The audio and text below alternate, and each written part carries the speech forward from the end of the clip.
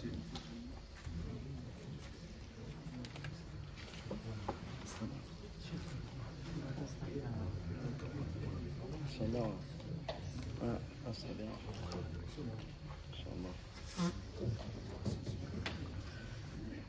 الله الرحمن الرحيم الحمد لله رب العالمين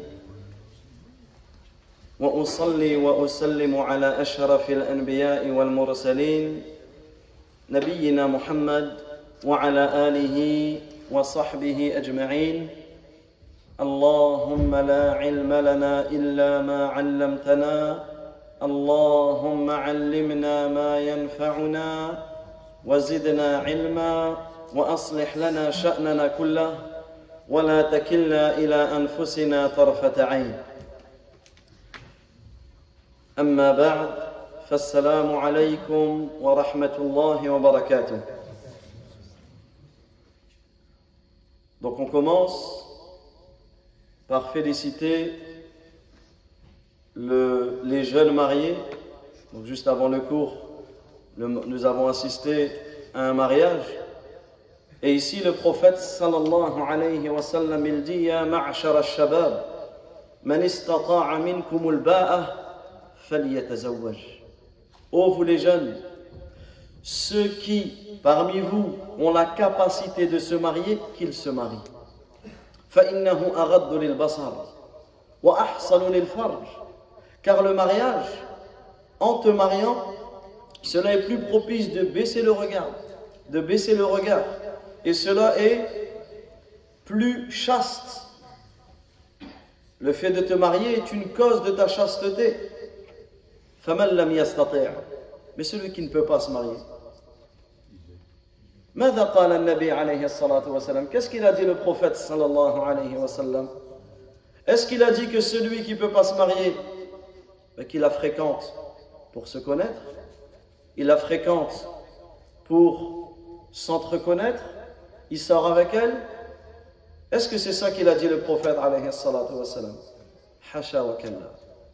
Qu'est-ce qu'il a dit? Celui qui ne peut pas, fa'alayhi bis-sawm, qu'il jeûne.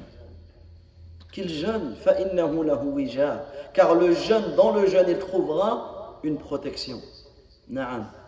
La protection, elle est dans cela. La protection, elle est dans le fait que si tu ne peux pas te marier pour le moment, fuis vers Allah, tabaraka wa ta'ala. Recherche la protection dans l'adoration et ne recherche pas dans le péché. Ne recherche pas dans le haram. Et c'est pour cela qu'à chaque fois que nous voyons nos frères et nos sœurs, surtout parmi les jeunes, se marier, c'est une grande joie pour le musulman. Et c'est sur ce sur lequel on se doit de pousser nos jeunes. Mais, et là c'est un message, après avoir adressé un message aux jeunes, on adresse un message aux parents. Les parents, ne soyez pas une cause, ne soyez pas un obstacle pour le mariage de vos enfants. Combien de jeunes veulent se marier mais les parents ne veulent pas sans aucune excuse? Pas plus tard que tout à l'heure, après le Jumu'ah, un frère m'a interpellé en sortant de la mosquée et il me dit, j'ai demandé ou je vais demander la main d'une sœur, mais ses parents refusent. Pourquoi? Parce qu'il n'est pas de la même origine que lui. Lui, il est français, converti à l'islam, et comme il n'est pas de telle ou de telle origine, ils le refusent. Et ils veulent la marier avec un cousin du bled. Subhanallah. D'où un père, une mère peut réfléchir comme ça? Il y a quoi à l'intérieur de leur cerveau et de leur cœur, subhanallah? Tu ne maries pas ta fille parce qu'elle n'a pas la même origine ou parce qu'un tel est converti à l'islam, mais au contraire. Ça, c'est ce qui nous rend joyeux. C'est ce qui nous rend joyeux qu'une personne, dans le monde dans lequel on vit, qu'un jeune d'une vingtaine d'années vient à ta porte et demande ta fille. Mais qu'est-ce que tu préfères? Qu'il sorte avec ta fille sans que tu ne le saches, c'est ça que tu préfères? Il vient demander ta fille comme un homme comme un croyant, comme un musulman, il te demande l'autorisation de lui marier, et toi tu le rejettes comme ceci ou comme cela, parce qu'il ne fait pas partie de tel village ou de telle nationalité ou autre. Non, si son comportement, si son digne te plaît, si tu n'as rien à dire sur sa religiosité, bismillah. Donc ça c'est un point très important sur le rôle des parents. Ne soyez pas une fitna sur la terre. Ne soyez pas la cause d'une fitna. Ne soyez pas la cause d'un désordre sur la terre en mariant votre fille avec quelqu'un qu'elle ne souhaite pas. Et on l'a entendu dans le mariage, c'est qu'une des conditions du mariage, c'est que la fille accepte. C'est que l'autorisation de la fille. Idnul mar'a.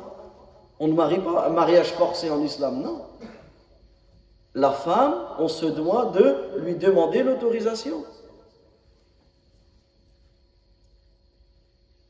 Ala kulli hal, Inch'Allah, ce sera pourquoi pas, d'autres sujets à développer.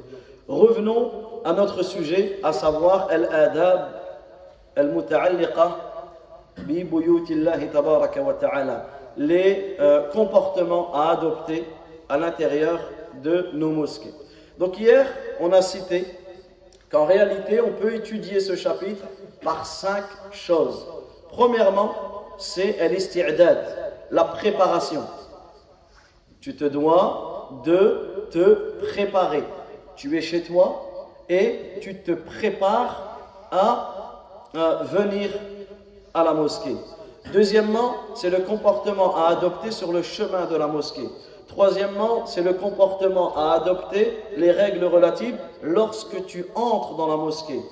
Quatrièmement, lorsque tu es à l'intérieur de la mosquée. Et cinquièmement, c'est lorsque tu sors de la mosquée. Et ça, en réalité, cela nous prouve la perfection, la beauté de notre religion. Et dans cela, il y a un test pour toute personne qui se rend à la mosquée. À chaque fois que tu te rends à la mosquée, tu es testé. Est-ce que tu vas appliquer ces choses-là? Est-ce que tu vas suivre la recommandation de notre noble prophète alayhi salatu wassalam dans ces choses-là? Et le fait d'appliquer ces règles, cela va prouver l'importance que tu vas donner à la mosquée. Le fait d'appliquer ces règles, de te préparer sur le chemin, en entrant à l'intérieur de la mosquée, en sortant, tout cela, ce sont les fruits de ce qu'il y a dans ton cœur, de l'importance que tu as donnée à la mosquée, de la grandeur que tu portes pour la mosquée. Mais si tu négliges ces choses-là, parce qu'en réalité, vous allez voir que la grande majorité, voire tout ce que l'on va citer, ce sont des choses que l'on connaît. Ce sont des choses que l'on connaît. Mais هذا المقام مقام تعاون على البر والتقوى. Mais le fait de se rappeler cela, c'est pour s'entraider dans le bien et dans la piété. C'est ça l'objectif. Donc des choses que l'on connaît, mais que pour beaucoup on n'applique pas. Et ça revient à quoi? Ça revient à l'importance que tu vas donner. L'importance que tu vas donner à la mosquée, automatiquement, au plus où tu vas donner de l'importance, au plus où ça va se ressentir dans tes actes. Ça va se retranscrire dans tes actes, et notamment dans ces nobles comportements. Mais si tu négliges toutes ces choses-là, tu négliges, ben automatiquement, cela on peut voir, cela laisse apparaître que tu n'as pas beaucoup d'importance, tu ne donnes pas beaucoup d'importance pour la maison d'Allah tabaraka wa ta'ala. Alors commençons avec al-isti'dad. Et ça, c'est une grande préparation que tu dois avoir avant d'aller à la mosquée. Donc avant d'aller à la mosquée, il est légiféré pour le musulman de faire plusieurs choses. Et là, nous allons étudier ensemble la première chose, qui est la base. Et tout le reste revient sur cette base. C'est le fondement principal de la préparation qui est an-niyya. Innama al-a'malu bin-niyyat. Certes, les actes ne valent que par leurs intentions.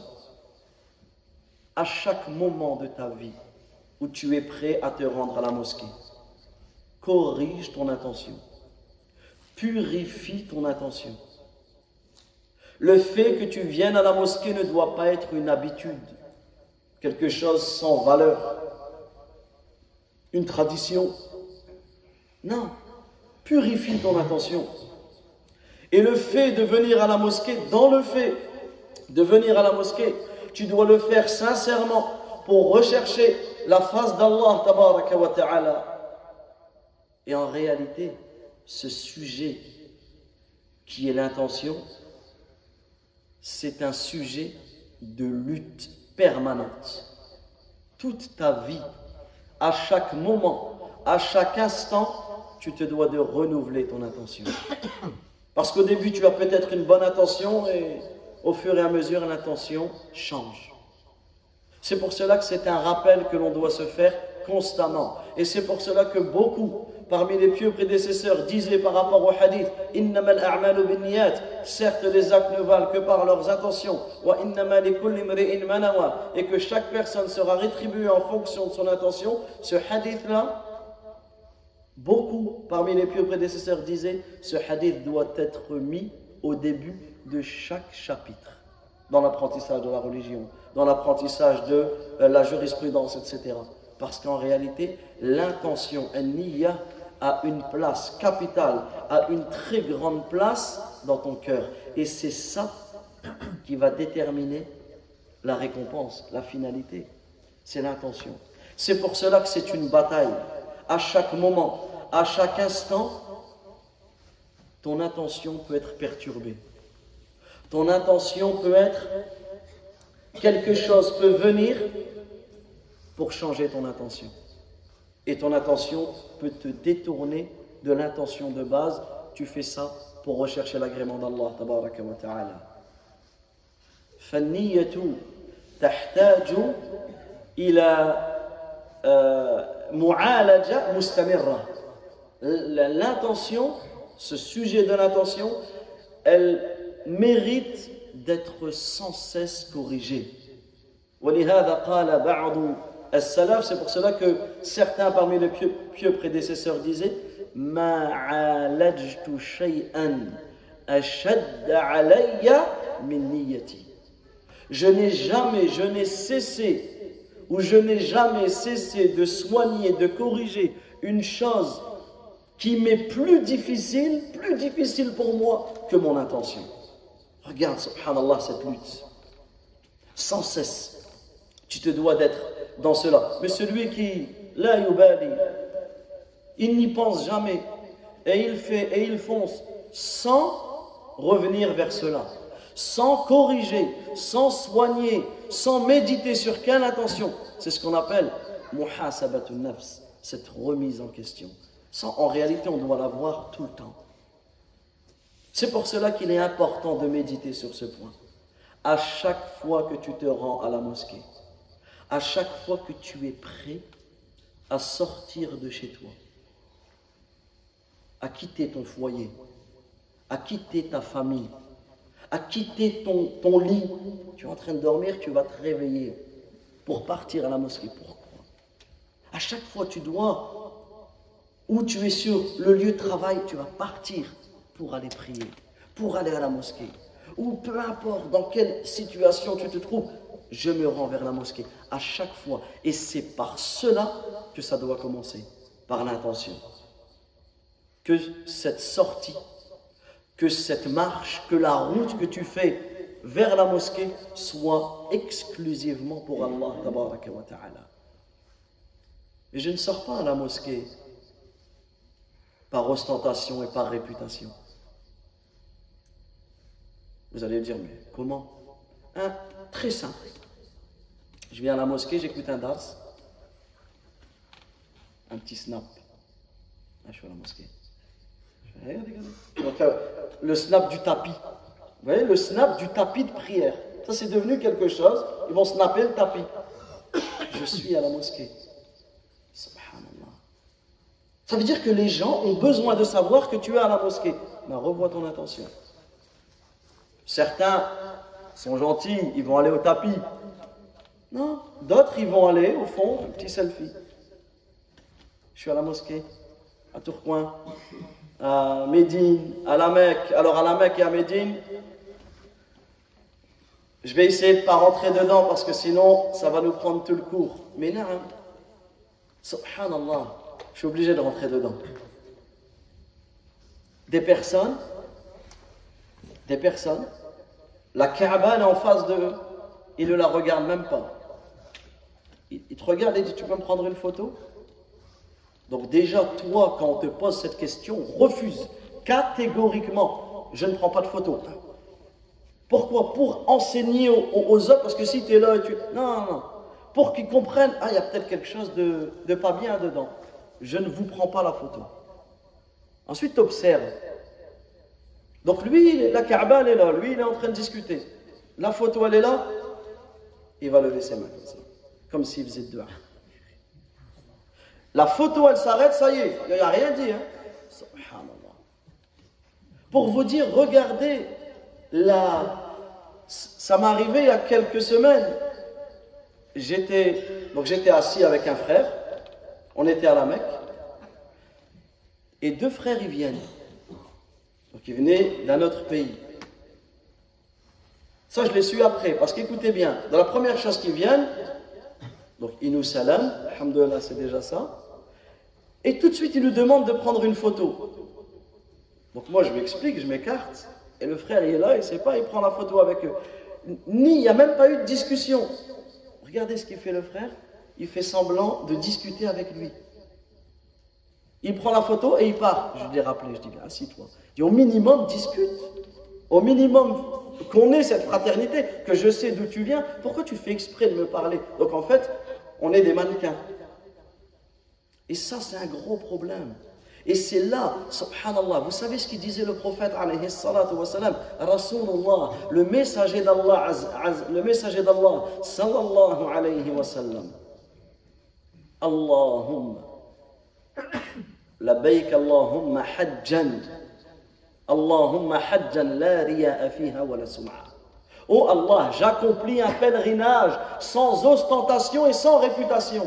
Le prophète sallallahu alayhi wa sallam dit cela. Et aujourd'hui, tu vois la génération Snapchat, des tawafs en live sur TikTok.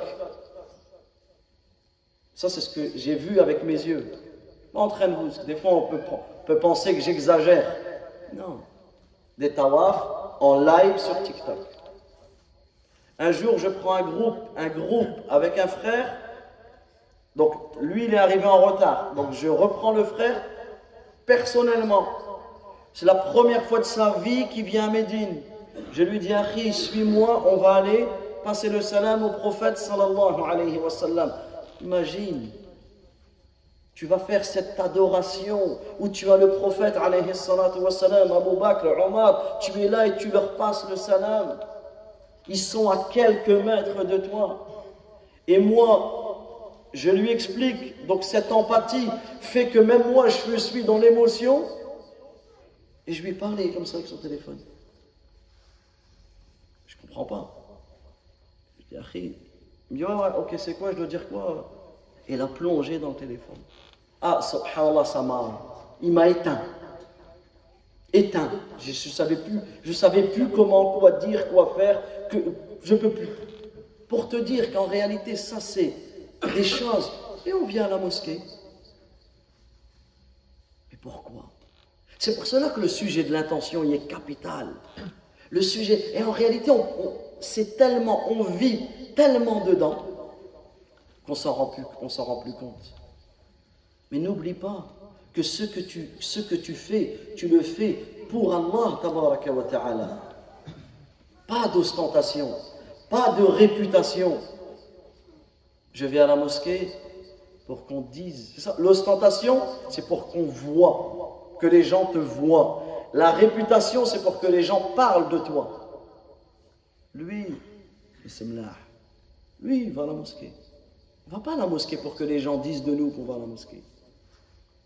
On ne va pas à la mosquée parce que je vais demander la fille du père qui est là-bas, donc je vais aller prier à côté de lui, comme ça il me voit, il me connaît.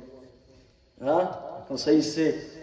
Il me voit, si je suis quelqu'un de la mosquée. Si, j'ai prié à côté de vous hier, etc. Regarde ton intention. Regardez comment que ça peut aller très vite. Comment que l'intention, ça peut aller très vite. Ou je vais à la mosquée parce que je serai bien vu des frères. Ça aussi, en ce moment, on est dans le...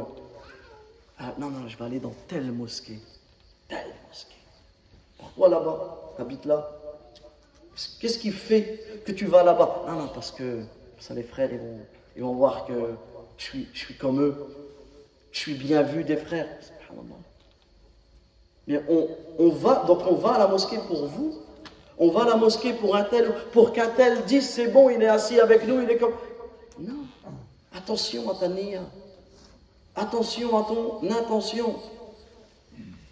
Et ça, ce sont des choses qui sont très importantes, surtout pour la prière du Fajr. Quelles sont les prières les plus difficiles pour l'hypocrite? Le Fajr et l'Isha. Est-ce que vous savez pourquoi?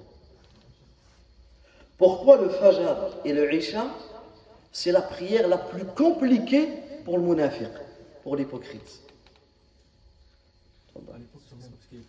Ahsant, barakallahu fik. Parce que lui, l'hypocrite, pourquoi il va à la mosquée? Pour que les gens le voient. Mais avant, il n'y avait pas de lumière. Donc tu ne différencies pas qui est qui. Donc lui, en fait, il va, mais personne ne l'a vu. Donc ça ne l'intéresse pas. Et c'est là que c'est difficile pour lui. C'est dans ce sens-là, comme certains shurrah ont expliqué le hadith. Et des fois, on va venir au Fajr. Limite, je suis là, je suis venu là. Subhanallah. Attention. Attention. Et ça, l'intention, ça vient. Ça vient. Et c'est pour cela que c'est la base. C'est la base. Je vais à la mosquée pour trouver des clients. Je vais à la mosquée pour trouver du travail parce que le patron de telle entreprise, il prie là-bas. Donc je vais me rapprocher de la mosquée, comme ça il me voit. Comme ça, quand je vais aller déposer mon CV, il va voir que... Et là, on pourrait donner des exemples et des exemples et des exemples. Donc ici, on se doit de craindre Allah, tabaraka wa ta'ala, dedans. Et souvenez-vous, on avait vu le verset Wa anna al-masajida lillah. Et les mosquées appartiennent à Allah, tabaraka wa ta'ala. Donc à chaque fois que tu es prêt pour sortir vers la mosquée, tu te dois de te poser ces questions. Pourquoi je me rends à la mosquée? Ta'atan lillah. Par obéissance en Allah azza wa jalla. Wa taqarruban ila Allah tabaraka wa ta'ala. Pour te rapprocher d'Allah azza wa jalla. Et en recherchant la satisfaction d'Allah Azza wa Jal, et en recherchant le succès d'obtenir la miséricorde d'Allah tabaraka wa ta'ala. Sois sincère dans ta venue vers la mosquée. Écoutez ce qu'il dit, le prophète sallallahu alayhi wa sallam. Dans un hadith qui est venu dans les sunan,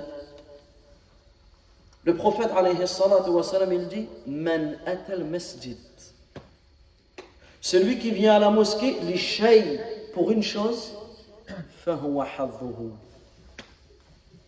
il en aura récolté sa part.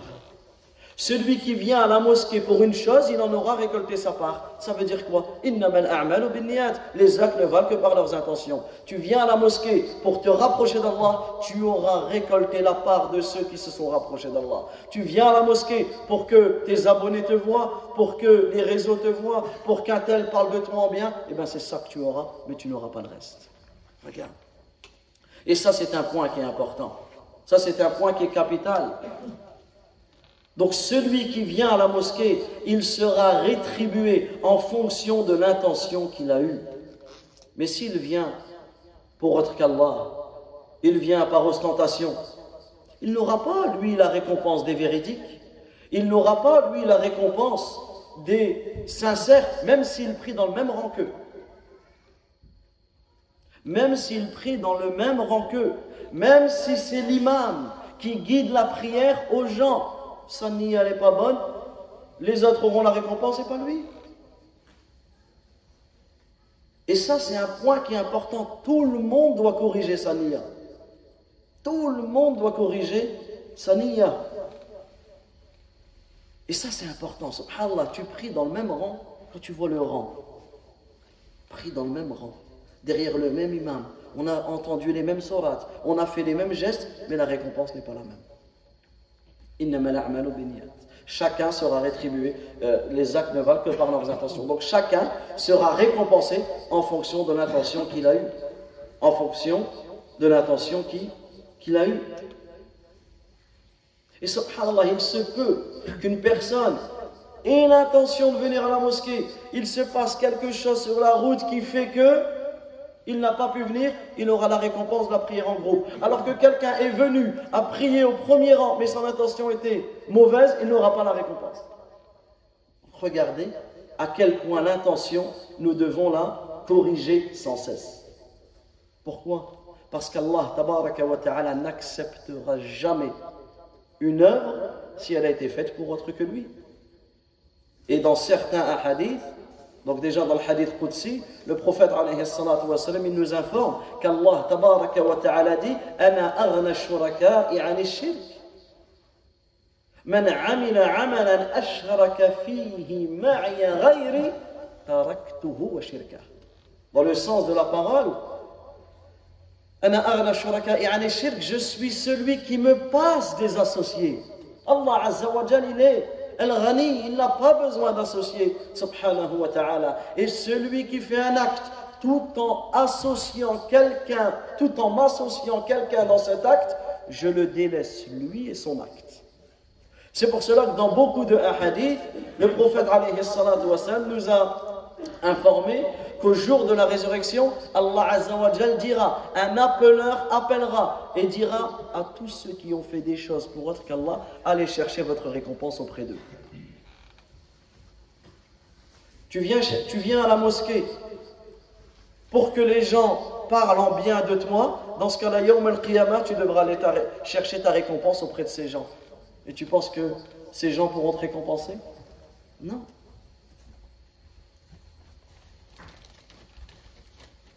Mais ça, c'est une question qui est capitale. Pourquoi je viens à la mosquée? Ça, en réalité, tu te dois prendre conscience de cela. Pourquoi je viens à la mosquée? À chaque fois, pose-toi cette question. Et ça, en réalité, c'est dans ton cœur. Dans ton cœur, tu te dois en quelques secondes de te rappeler de cela. Mais tu viens à la mosquée parce que tu aimes Allah. Et la mosquée, c'est l'endroit le plus aimé auprès d'Allah. Donc tu aimes ce qu'Allah aime. Tu viens à la mosquée parce que tu es soumis à Allah. Et Allah, tabaraka wa ta'ala, t'a ordonné de prier avec ceux qui prient. Donc tu te soumets à l'ordre d'Allah, tabaraka wa ta'ala, et tu viens à la mosquée parce qu'Allah azza wa jal te l'a ordonné. Tu viens à la mosquée parce que tu espères, dans ton cœur, tu espères sincèrement la récompense qu'Allah, tabaraka wa ta'ala, a promis à ceux qui viennent et qui fréquentent la mosquée. Tu viens à la mosquée parce que tu crains Allah, tabaraka wa ta'ala. Et tu sais le châtiment qu'Allah azza wa jalla a réservé pour celui qui délaisse la prière en commun à la mosquée. Et tu vas en espérant la miséricorde d'Allah, tabaraka wa ta'ala. Tu vas, c'est ça que l'on recherche, c'est la miséricorde d'Allah azza wa jalla. Tu aimes ce qu'Allah aime. Tu espères être parmi de ceux qui seront sous l'ombre du trône d'Allah le jour où il n'y aura aucune autre ombre que la sienne. Et parmi eux, rajulun qalbuhu mu'allaq bil masajid, un homme où son cœur était accroché aux mosquées. Tu espères, toi, quand tu viens à la mosquée, tu espères faire partie de ceux qui seront sous l'ombre du trône d'Allah, tabaraka wa ta'ala, le jour où il n'y aura aucune autre ombre que la sienne. Et cette intention que tu dois avoir avant de te rendre à la mosquée, cette intention est dans le cœur. C'est la base de ta préparation. Parce que le cœur, s'il est bon, tout le reste sera bon. Mais s'il est mauvais, s'il est corrompu, tout le reste sera mauvais.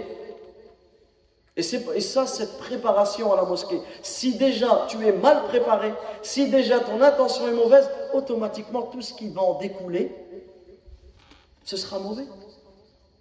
Et ça, c'est quelque chose d'important. Donc n'oublie pas, à chaque fois que tu te rends à la mosquée, n'oublie pas la récompense, n'oublie pas la baraka, la bénédiction que tu peux obtenir si ton cœur est bon, si ton intention est pure.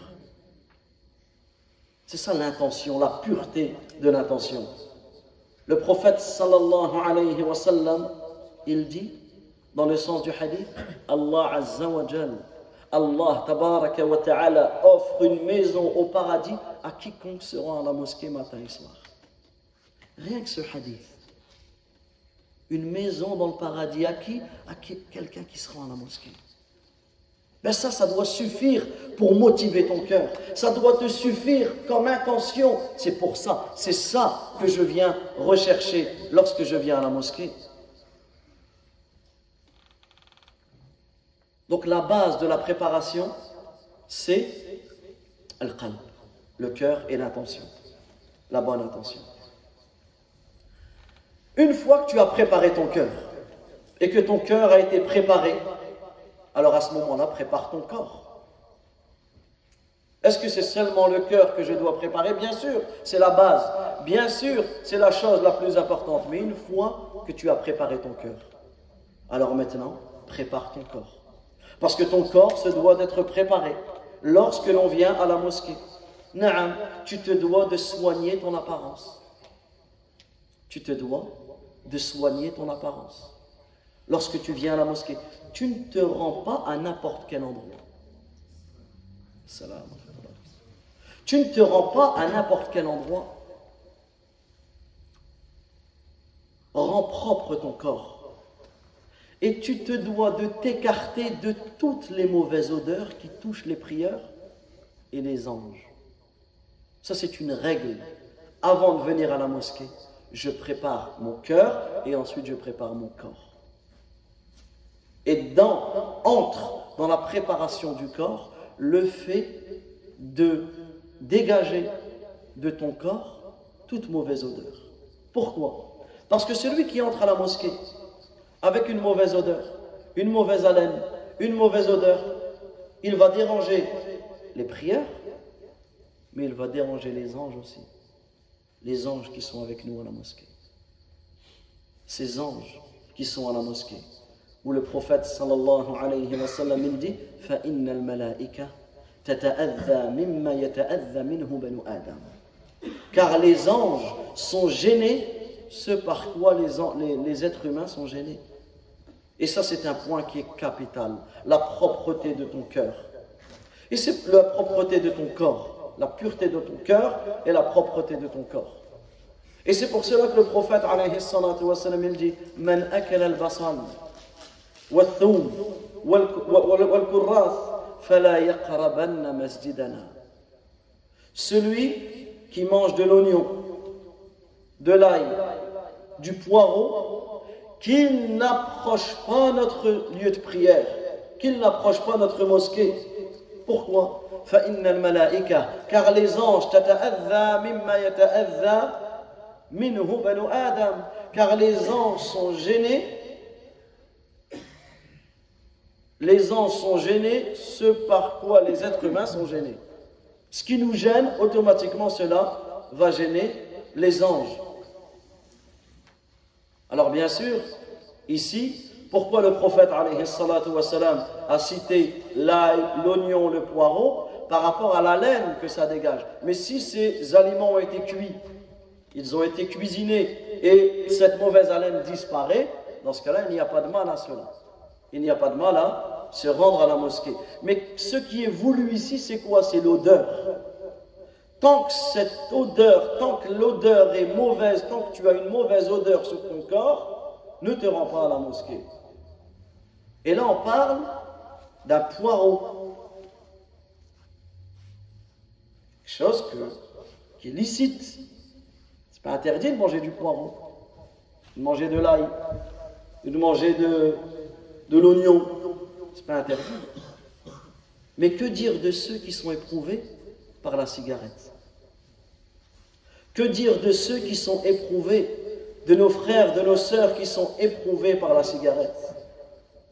Et là, nous appelons d'un appel fraternel à tous les fumeurs, à toutes les fumeuses de cesser, de se repentir d'un repentir sincère, de délaisser cela. Pourquoi? Pourquoi tu te dois de délaisser cela? Par obéissance en Allah, par pudeur envers Allah tabaraka wa ta'ala, par pudeur envers ton Seigneur, par crainte d'Allah tabaraka wa ta'ala. Écarte-toi de ce poison dangereux. Écarte-toi de ce poison dangereux, dangereux pour ton dîn, dangereux pour ta religion, dangereux pour ta santé, dangereux pour ton honneur. Subhanallah. Cesse, arrête de fumer, parce qu'en réalité, le feu, c'est ton ennemi. Ça, c'est une règle de base dans la religion. Le prophète sallallahu alayhi wa sallam, vous savez ce qu'il dit? Inna hadhihi an-nar aduwwun lak. Ce feu-là, c'est un ennemi pour toi. Et le fumeur, du matin au soir, il met ce feu entre ses deux yeux. Alors que ce feu, tu dois le prendre comme quoi? Comme ennemi. Toi, tu le rapproches, cette braise-là, entre tes deux yeux. Alors que ce feu-là, c'est ton ennemi. Et en plus de le rapprocher entre ses deux yeux, il va fumer, sa fumée toxique, en l'attirant jusqu'à ses poumons. Cette fumée dangereuse, cette fumée néfaste, avec cette odeur horrible, avec cette odeur infecte que tu laisses partir dans les airs. Tu contamines les gens par cette odeur. Tu contamines ton épouse, tu contamines tes enfants par ce poison toxique. Des fois, certaines personnes, elles t'envoient un message, elles te disent attention, pour ceux qui ont acheté tel aliment, il contient quelque chose de toxique, etc. Pas de problème. Et tu fumes du matin au soir. Tu t'empoisonnes et tu empoisonnes tes enfants. Dans ce cas-là, commence par arrêter cela. Et ensuite le reste. Tu fumes et tu t'exposes à toutes ces maladies. Tu abîmes ta santé, ta bouche, tes poumons. Et en plus de cela, tu dilapides ton argent. Et n'importe quel fumeur fait le décompte. Il fait le décompte de ce qu'il a dépensé. Depuis que tu as commencé à fumer jusqu'à aujourd'hui. Des sommes astronomiques. Mais qu'est-ce que tu vas dire à Allah Azza wa Jalla? Qu'est-ce que tu vas dire à ton Seigneur subhanahu wa ta'ala le jour de la résurrection où Allah tabaraka wa ta'ala il va t'interroger? Qu'est-ce que tu vas dire lorsqu'Allah Azza wa Jalla va t'interroger sur la manière dont tu as gagné ton argent et sur la manière dont tu as dépensé ton argent? Qu'est-ce que tu vas dire? Comme il dit le prophète alayhi salatu wa salam, lan tazula qadama 'abdin yawm al-qiyamah. Les pieds d'un serviteur ne bougeront pas au jour de la résurrection hatta yas'ala 'an arba', tant qu'il ne sera pas interrogé sur 4 choses. Et parmi ces choses, min malihi min ayna iktasabahu wa fima anfaqah. Sur son argent, donc comment il a gagné son argent et dans quoi il l'a dépensé. Alors ici, c'est un appel pour tous ceux qui sont touchés par la cigarette et tous ceux qui fument. Nous les appelons, après les avoir appelés à cesser, nous les appelons à respecter la mosquée, à préserver la maison d'Allah Azza wa Jalla, à respecter la sacralité de ce lieu, la sacralité de cet endroit, respecter les maisons d'Allah tabaraka wa ta'ala. Comment peux-tu entrer dans la maison d'Allah Azza wa Jalla avec cette odeur infecte, avec cette odeur horrible? Certaines personnes cachent cette odeur lorsqu'ils rentrent chez eux. Bon, on va dire qu'il n'y a pas de souci. Mais ils ne vont pas cacher cette odeur lorsqu'ils rentrent dans la mosquée d'Allah Azza wa Jalla, dans la maison d'Allah tabaraka wa ta'ala. Le fumeur, lui, il a l'habitude. Il ne s'en rend même plus compte qu'il dégage cette odeur infecte. Mais lorsqu'il arrive dans les rangs, et que quelqu'un qui ne fume pas prie à côté de cette personne, et que ça te pique au nez, aux yeux, et que ça te met dans un état, là tu gênes avec cette odeur. De l'ail, un oignon, un poireau, tu ne viens pas à la mosquée. Que dire de cela? Alors là, on a toujours des personnes qui vont dire, ah ben c'est tout, ben dans ce cas-là, qu'est-ce que je fais? Je viens plus à la mosquée? On a toujours ce genre de... Hein? Dans ce cas-là, je fais quoi? Je viens plus à la mosquée? Que faire? Ben, si tu es si faible que ça, pour qu'une cigarette te fait ne plus venir à la mosquée, revois ton cœur. Si tu es si faible que ça, pour qu'une cigarette te fait délaisser la mosquée, ne sois pas aussi faible que cela. Mais au contraire, c'est pas la cigarette qui doit te faire délaisser la mosquée, mais c'est la mosquée qui doit te faire délaisser la cigarette. C'est comme ça qu'il faut réfléchir, et pas l'inverse. C'est comme ça qu'il faut réfléchir. Parce que des fois, c'est vrai, on se sent visé, ça fait mal. Mais des fois, on réagit d'une manière, oui, mais non. La mosquée, c'est un conseil fraternel. C'est un conseil fraternel. Ce que tu entends comme conseil à la mosquée, c'est pour ton bien. Ouvre ton cœur. Si ton cœur, il ne s'ouvre pas maintenant, quand est-ce qu'il va s'ouvrir? Si tu n'acceptes pas le conseil de la mosquée, tu vas l'accepter de qui? Quand? Et ça, c'est un point qui est important. Choisis. Donc, arrête complètement, tu vivras mieux. Et c'est meilleur pour toi. Et pendant ce temps-là, et si ton âme t'a encore vaincu, alors au minimum, le minimum, c'est de délaisser cette mauvaise odeur.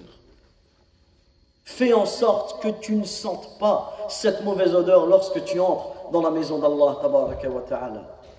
Mais malheureusement aujourd'hui, tu vois que les personnes sont sur le chemin de la mosquée. Et comme on le verra, Inch'Allah, le prophète alayhi salam, il a interdit sur le chemin de la mosquée de mettre ses doigts comme ça. Que dire de quelqu'un qui a ses doigts comme ça, sur le chemin de la mosquée? Aux abords de la mosquée, toi tu entres à la mosquée et tu reçois la fumée de ceux qui sont aux abords de la mosquée. Il va rentrer, il va jeter son mégot, il va l'écraser devant la porte de la mosquée. Où est la sacralité de la mosquée?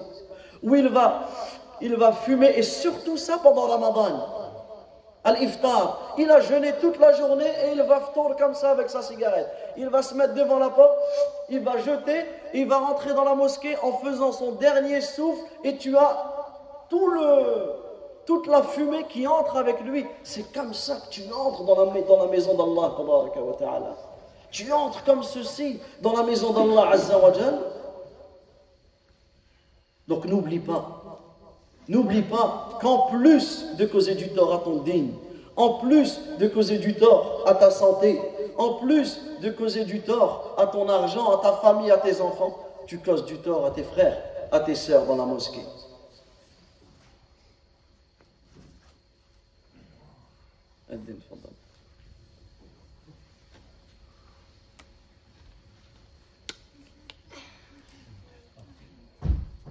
الله أكبر الله أكبر الله أكبر الله أكبر أشهد أن لا إله إلا الله أشهد أن لا إله إلا الله أشهد أن محمدا رسول الله أشهد أن محمدا رسول الله حي على الصلاة حي على الصلاة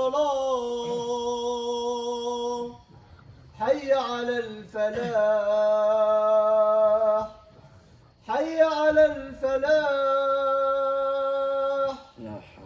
الله أكبر الله أكبر لا إله إلا الله اللهم رب هذه الصلاة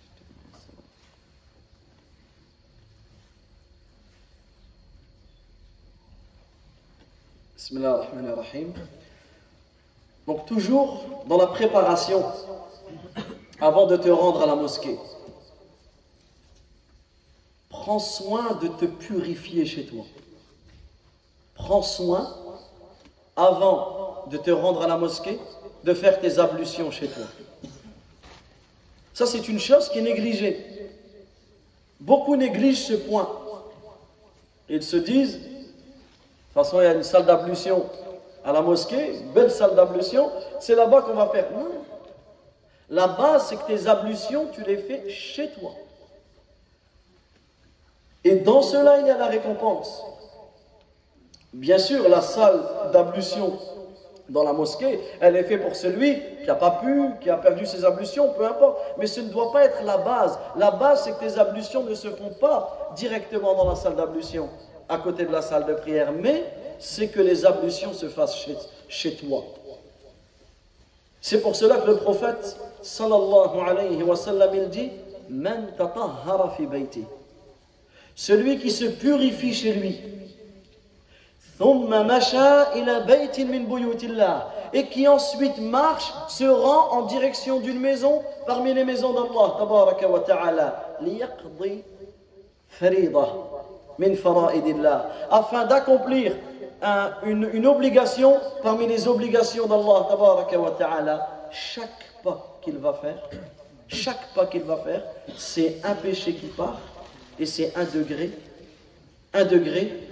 où il sera élevé. Également, le prophète sallallahu alayhi wa sallam, il dit Man kharaja min bayti mutatahhira, celui qui sort de chez lui en ayant fait ses ablutions, ila salatin maktuba, en accomplissant une prière obligatoire, fa ajruhu ka ajri al-hajj al-muhrim, sa récompense sera telle la récompense du pèlerin en état de sacralisation. Subhanallah. Tu sors de chez toi, tu fais tes ablutions et tu te rends à la mosquée pour une prière obligatoire. Tu as la récompense du pèlerin en état de sacralisation. Également,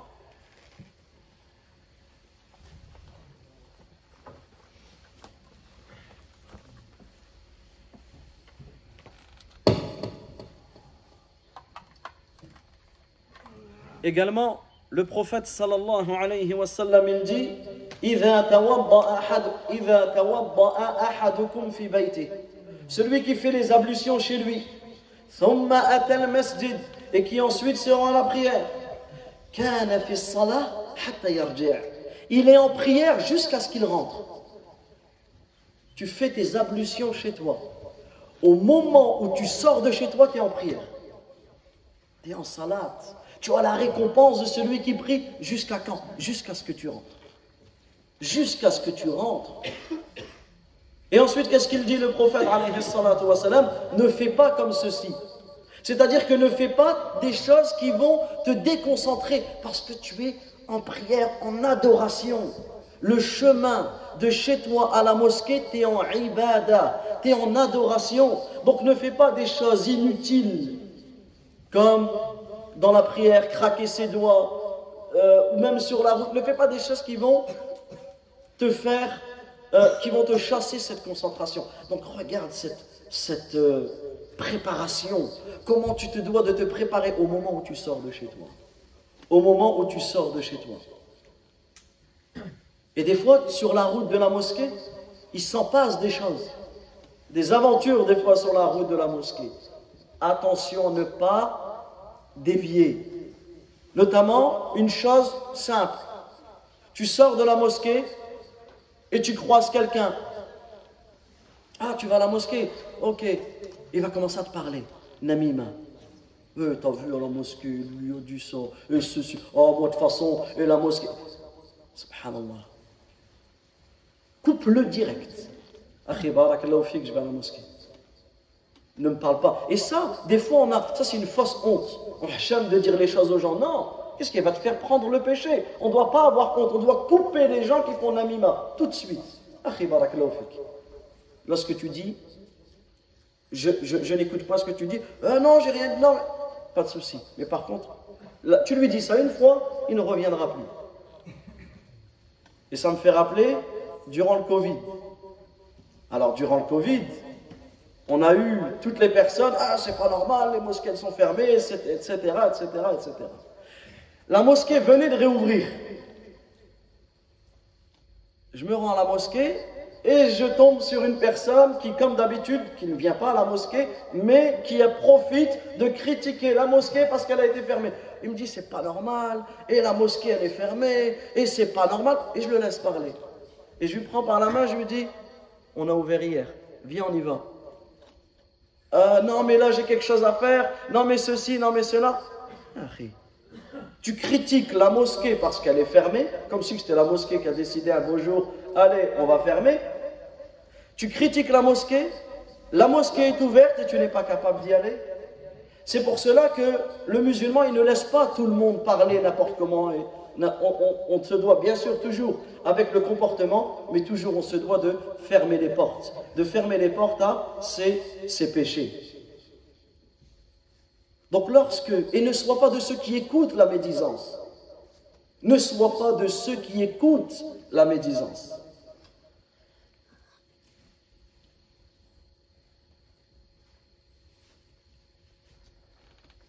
نكتفي بهذا إلى لقاء الغد إن شاء الله. On s'arrête ici et on continuera demain إن شاء الله. On continuera demain entre le Maghrib et l'Isha. والله تعالى أعلم وصلى الله وسلم على نبينا محمد وعلى آله وصحبه أجمعين. اللهم إنا نسألك بأسمائك الحسنى وصفاتك العليا أن تهدينا إلى صراطك المستقيم. اللهم إنا نسألك الهدى والتقى والعفة والغنى. اللهم إنا نسألك الجنة وما قرب إليها من قول أو عمل، ونعوذ بك من النار وما قرب إليها من قول أو عمل. اللهم إنا نعوذ برضاك من سخطك وبمعافاتك من عقوبتك، ونعوذ بك منك لا نحصي ثناء عليك أنت كما أثنيت على نفسك. On va profiter de ce moment pour invoquer Allah Azza wa Jal en faveur de nos frères, nos sœurs qui sont morts au Pakistan il y a quelques jours dans un attentat qui a eu lieu dans la mosquée, dans une des mosquées parmi les mosquées d'Allah Tabaraka wa Ta'ala. Donc ne les oublions pas dans nos invocations. Allahumma ghfir lahum warhamhum wa'afihim wa'afu anhum wa akrim nuzulahum wa wassi' mudkhalahum wa naqqihim min al-khataya كما ينقى الثوب الأبيض من الدنس. اللهم أدخلهم الجنة وأعذهم من عذاب القبر ومن عذاب النار. وآخر دعوانا أن الحمد لله رب العالمين وصلى الله وسلم على نبينا محمد وعلى آله وصحبه أجمعين. Et également, on invoque Allah Azza wa Jalla en faveur des personnes qui sont malades, une personne à ses enfants malades. نسأل الله الشفاء لجميع المسلمين. اللهم رب الناس مذهب البأس اشفي جميع المسلمين، جميع مرضى المسلمين. أنت الشافي لا شفاء إلا شفاؤك، شفاء لا يغادر سقما. وآخر دعوانا أن الحمد لله رب العالمين.